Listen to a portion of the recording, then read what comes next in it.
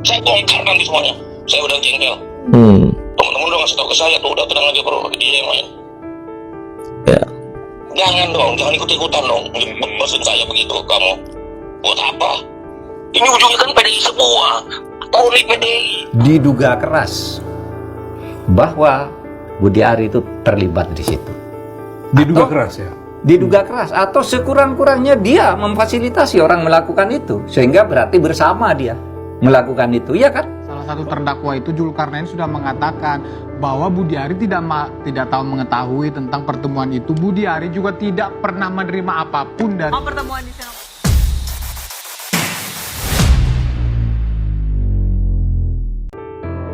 Polemik kasus judi online, Judol, yang menyeret nama mantan Menteri Komunikasi dan Informatika, Menkominfo, Budi Aris Setiadi terus bergulir di publik.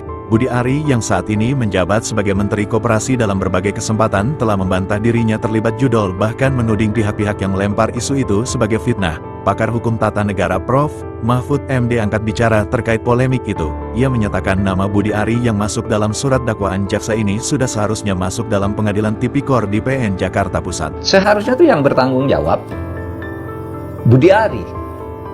Kenapa? Karena Adi Kiswanto ini ternyata bukan sarjana. Diangkat menjadi pejabat, kata Budi Ari, kenapa Anda mengangkat orang yang bukan sarjana, kemudian menjadi tenaga ahli Anda, gitu. Kok ceroboh sekali, lalu menggunakan tempat kantor Anda untuk mengoperasikan perjudian.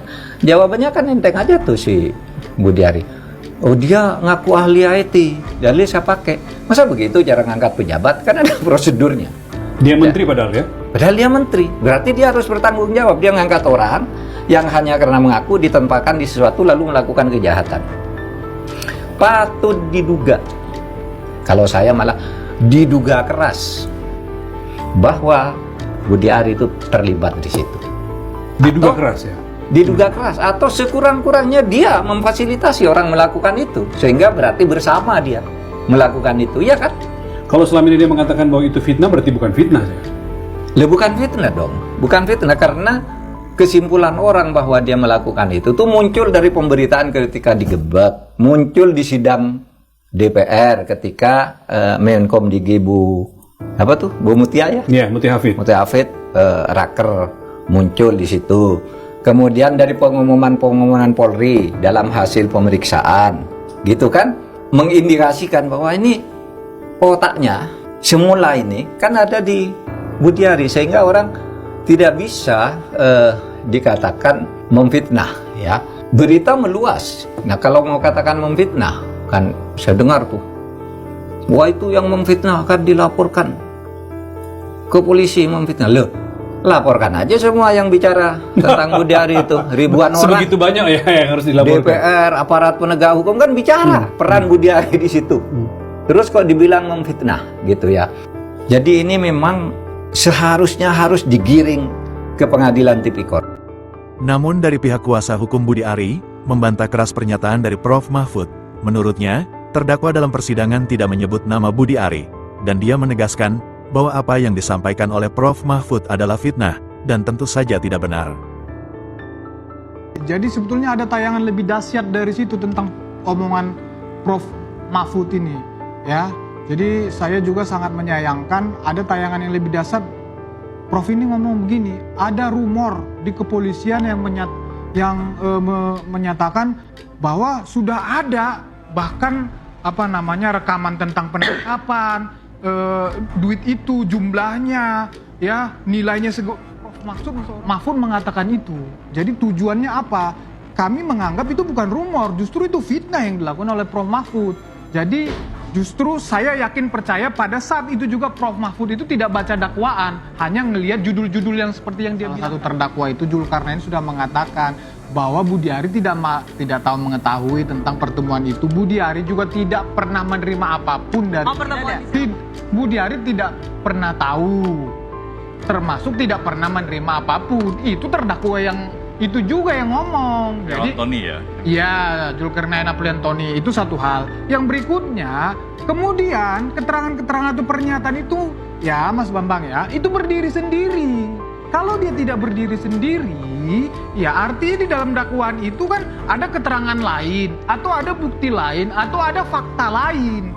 Makanya kita bilang itu omon-omon hanya keterangan sepihak. Ya bahasa kita itu sengaja dipaksakan dimasukkan di situ, kan itu bahasanya kita untuk memang menyeret supaya Yang kita bicarakan adalah bagaimana sih mengungkap judi online ini sampai ke bohirnya ya, ke bosnya itu. Satu kita bilang kita follow the money-nya. Follow the money, kemudian server itu dibalikin lagi ke Indonesia. Jadi nggak ada lagi server ditaruh di luar negeri gitu. Karena ada undang-undangnya harus dirubah itu. Server kembalikan ke Indonesia, kita bisa tahu tuh semuanya. Ya kan? Kalau konteksnya tadi juga dengan Pak Budi Ari sebagai mantan Menteri Kominfo, memang dia bertanggung jawab untuk itu. Ya. Jadi kalau kita melihat ini tidak ada lagi kita lihat budaya timur saling maaf dan memaafkan itu. Mestinya kita sebagai pejabat publik ya harus juga mengontrol diri kita sebetulnya. Ya. Dan ini saya khawatir juga, artinya nanti akan menyeret-nyeret namanya Pak Jokowi kalau ini terus framing ini dimunculkan, itu akan menyeret beliau juga. Tapi menurut Prof. Mahfud, nama Budi Ari disebut dalam dakwaan, bukan fitnah dong.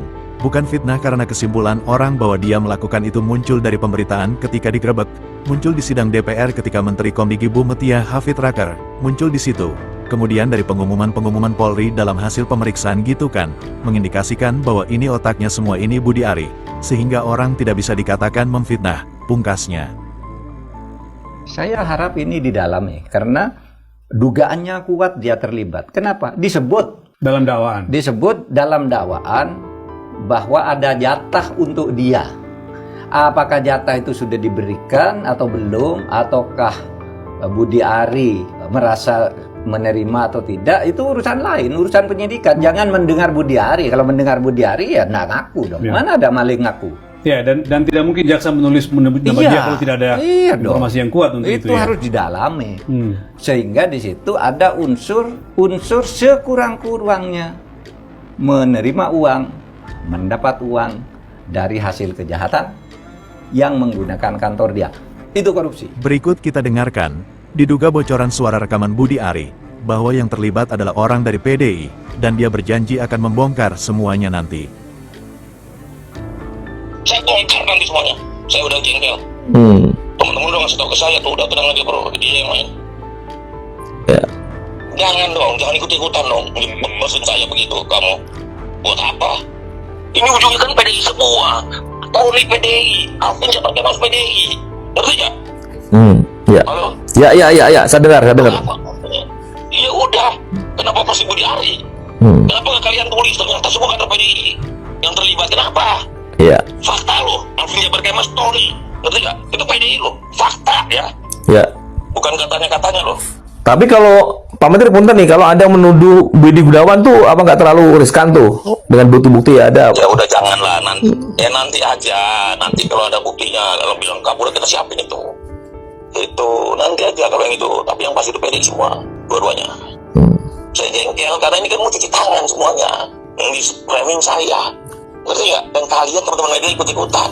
Itu yang bikin saya jengkel. Gak apa-apa tanya gitu loh. Iya itu bener media. Tapi kalau yang ini yang kalah dakwah media. Apa sih? Ya, kata Tony. Ya.